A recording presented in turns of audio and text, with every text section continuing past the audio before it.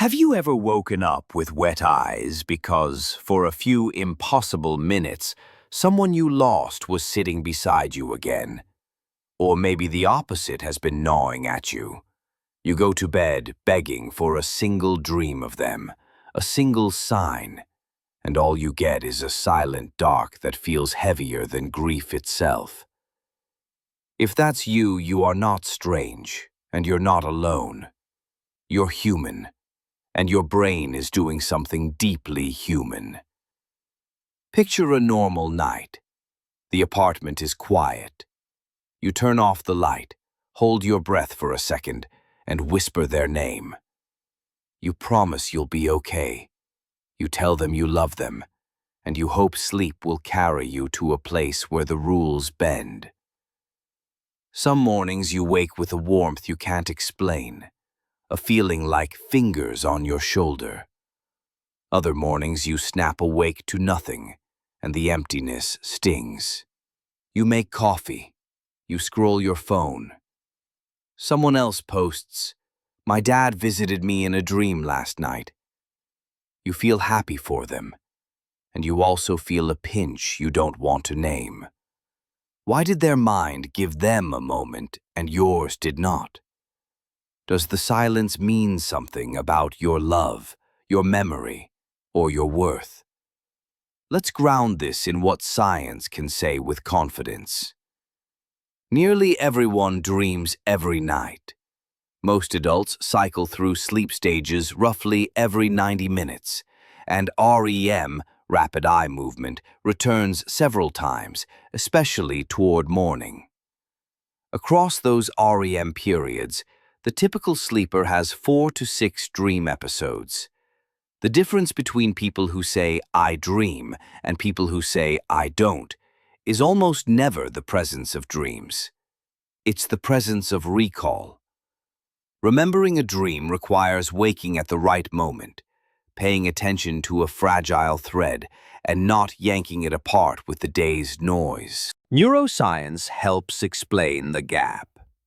During REM, the amygdala, your brain's emotion integrator, shows heightened activity, while regions that handle linear verbal memory work differently than they do when you're awake. Researchers at sleep labs, including the Dream and Nightmare Laboratory at the Université de Montréal, and groups in Lyon and Wisconsin, have shown that people who report frequent dream recall tend to wake during or right after REM and focus on the remnants. People who move quickly or reach for a phone disperse the trace before it consolidates into memory. It's not that their brain didn't dream, it's that the record button didn't catch the song. There's more. Grief itself changes the sleep landscape. Stress hormones, especially cortisol, can fragment sleep and shift when you enter REM. Clinical work in psychoneuroendocrinology has linked high baseline stress to poorer dream recall. That means the period when you most want a dream might be the exact period your biology is least able to protect one. Not dreaming about a loved one is not a sign of less love. Very often, it is a sign of more stress. Think of your mind like a radio at night. Many stations are broadcasting memories, feelings, fragments of yesterday, fears about tomorrow, and the quiet channel of grief. When the dial happens to land on the grief station during a REM window, you may hear a full song, and you will call it a dream of your person. On other nights, the station is still broadcasting, but your dial is between frequencies. The music is there. The reception just isn't clean enough to record. Absence on the tape is not absence of the song. Public figures have described this plainly. In her memoir, The Year of Magical Thinking, Joan Didion wrote about waiting for her late husband to appear, knowing he would not, and yet waiting anyway, because the heart negotiates with reality at night. Maya Angelou observed, "There is no greater agony than bearing an untold story inside you." Many people discover that dreams sometimes carry pieces of that story, and sometimes they don't, and both outcomes are still part of love. Oprah Winfrey has spoken about longing for a dream of her mother, and then, months later, finally dreaming a simple smile. The comfort did not come on command. It arrived when her nervous system had the space to allow it. That is not mysticism. It is biology carrying meaning on its back. Psychologists use the phrase grief dreams to describe dream content involving those who have died. When researchers interview bereaved people, widows, adult children, close friends, many report at least one dream of the deceased across months of mourning. The dreams are not all the same. Some describe visitation-like scenes that feel peaceful and reassuring.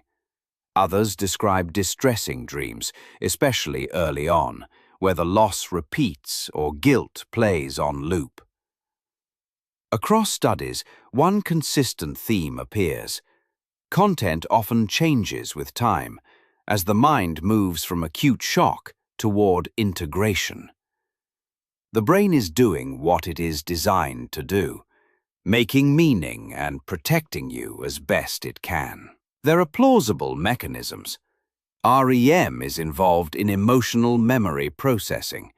It is one of the brain's ways of lowering the volume on charged experiences while preserving meaning. That is why you can wake after a nightmare and find the terror less blinding in daylight. For grief dreams, the brain may be attempting to integrate attachment, loss, and ongoing identity, what clinicians call continuing bonds. None of this requires supernatural claims to be moving or real in its impact. A dream can be your biology doing its work, while your heart reads the message. Maybe you have noticed the small patterns. On weeks when you are drowning in tasks, you remember nothing. On the night you finally leave the TV off and look at an old photo, you dream the edge of a memory. Their laugh, the way they stood in the kitchen doorway. Or the brain does an odd mashup, stitching a childhood vacation to last year's grocery store, and your person walks in wearing the wrong shoes. Grief dreams can be tender, terrifying, or ridiculous, sometimes all at once. If that sounds familiar, it's because the brain edits with emotion, not with logic. Some people will say, "I truly never dream." What they almost always mean is, "I never remember dreaming." There are stable, individual differences in dream recall. Personality traits, such as openness and absorption, correlate modestly with recall. So do sleep patterns. Light sleepers who wake more often briefly during the night tend to collect more fragments. Medication, alcohol, pain, new parenthood, and irregular schedules can all reduce recall. None of those factors measure love, attachment, or worth. They measure circumstances. And yes, sometimes the dream you finally get is so weird it makes you laugh through tears. Someone once said, "My grandfather visited me in a dream to tell me where the spare keys were, and then we rode a giant bus made of bread." That mix of profound and absurd is part of the brain's signature. You are not doing it wrong if your symbols are strange. You are doing it human. If you are longing to remember, there are things you can try that do not force the process but invite it. The first is deceptively simple. Protect the first 2 minutes after waking.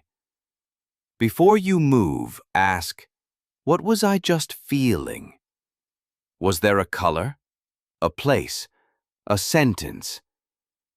Recalling a sliver often unlocks more.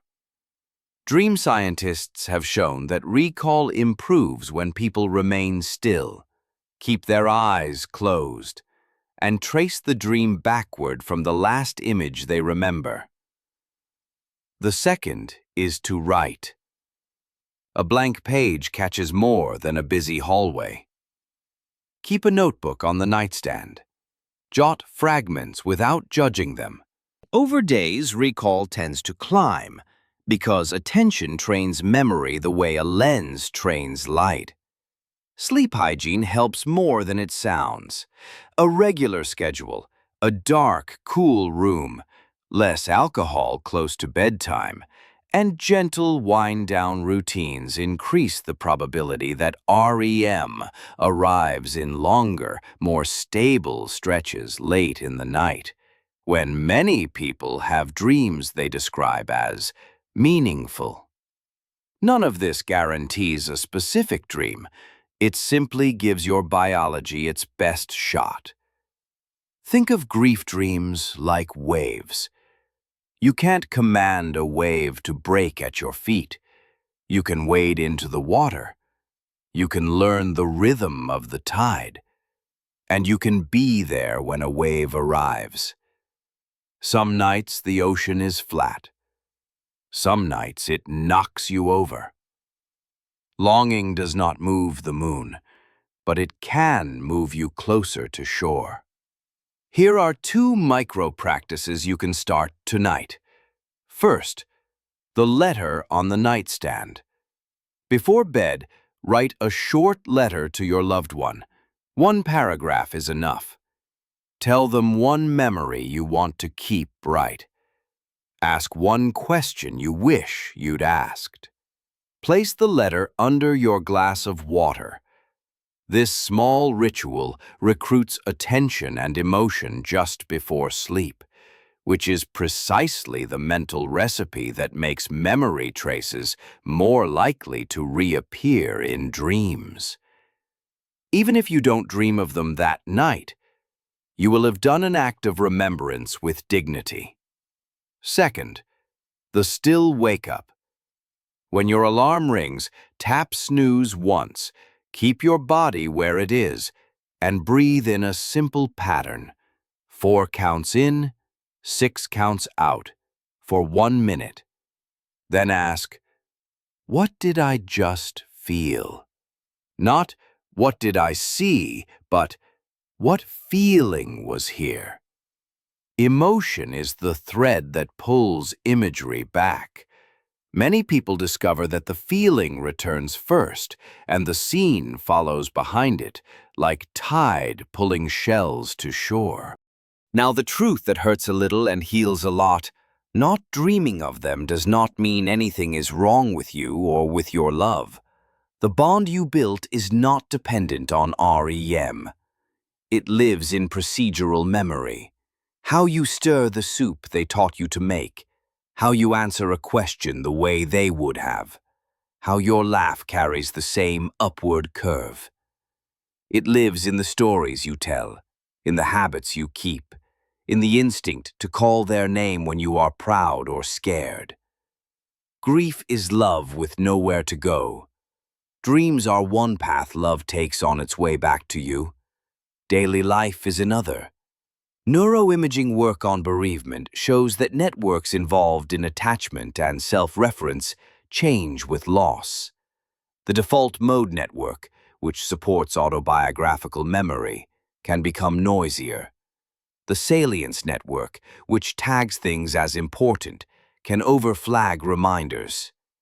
These shifts are one reason early grief feels like living inside a siren. Over time, as stress eases, the siren quiets and meaning emerges. For many people, that is when dreams turn from jagged to gentle, or appear for the first time. Athletes, artists, and leaders have admitted to longing for dreams of the people they lost. Some waited months. Some never received the scene they hoped for. But they noticed something else. Healing did not wait for a particular dream. Healing accumulated in everyday acts of continuity. As the poet David Whyte writes, "You must learn one thing. The world was made to be free." The mind seeks freedom from the choke of grief by weaving the lost person into the ongoing fabric of your days, with or without a night's cinema.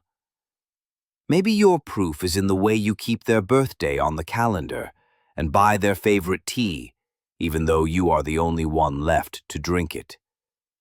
Maybe it's in the impulse to send them a photo and the soft smile that arrives when you catch yourself. Maybe on a random Tuesday, you smell their hand soap in a place it couldn't be, and for a second the world feels impossibly stitched together. These are not dreams. They are living memory, and they count. Because we are human, let's allow a little silliness. People report dreams where grandma shows up only to critique the curtains, or a late friend appears to borrow a phone charger. We can love the absurdity. A brain that mourns is also a brain that plays. Sometimes play is how it heals. Across cultures, dreams of the dead carry many meanings, messages, warnings, blessings. As a guide for the living, one balanced approach is to treat the impact as real, while keeping the interpretation gentle. If a dream moves you to call a sibling, write a thank you, or forgive yourself, that effect is real enough to honor. If a dream frightens you, remember that the brain sometimes stages fear to discharge it safely. Meaning can be made without declaring metaphysical certainty. You are allowed to hold wonder and science in the same palm. Here is one more metaphor I want you to keep.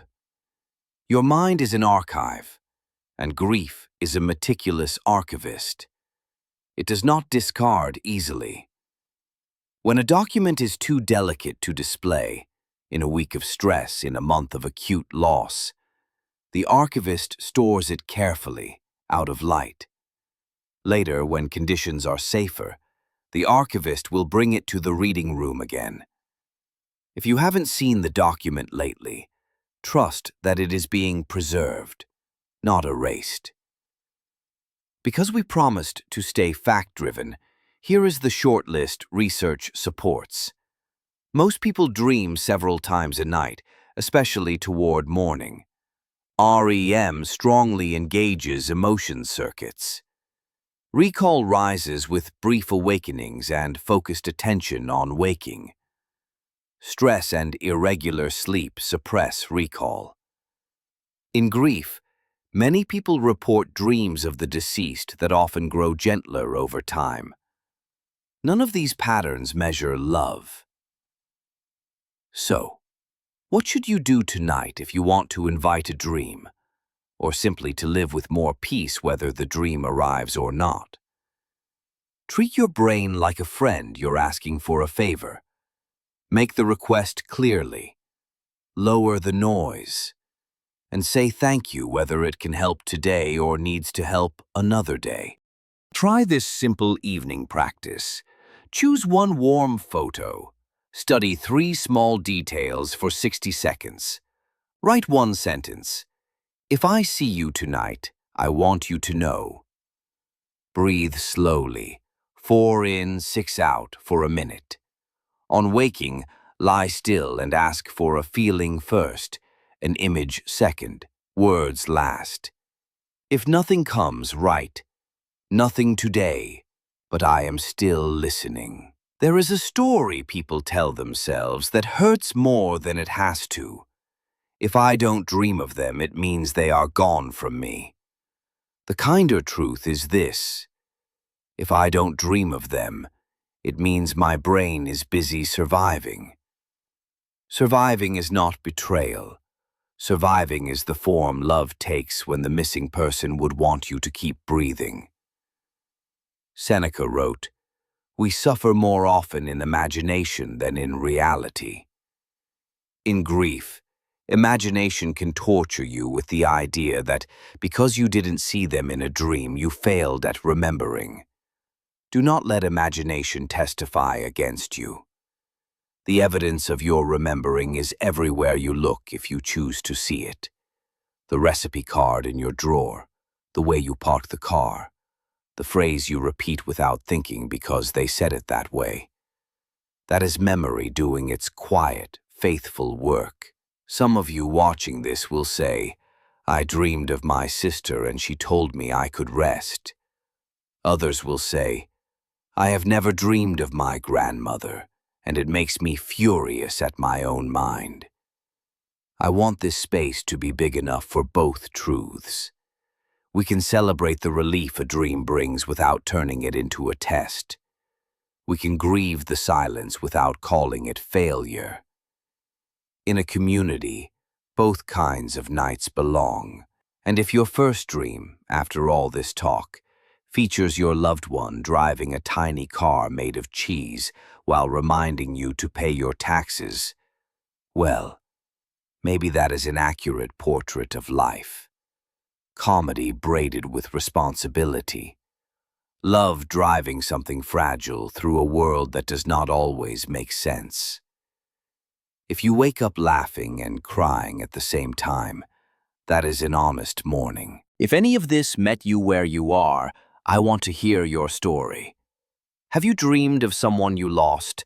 Have you waited for a dream that still hasn't come? Share one line in the comments, one memory, one lesson, or simply a name you want to honor. For more science that respects your heart, subscribe and stay.